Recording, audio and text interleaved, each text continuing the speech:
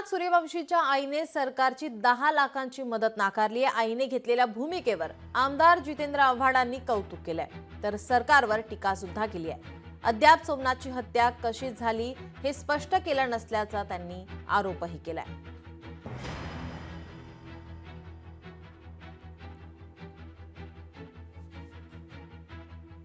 त्यांनी नेमकं काय ट्विट केलंय पाहूयात।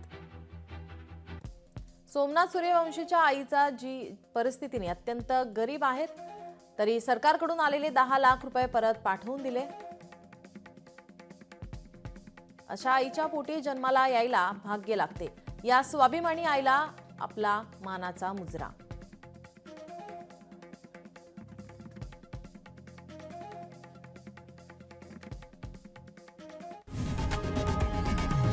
लोकशाही मराठी ऐका, पहा, जागरूक रहा।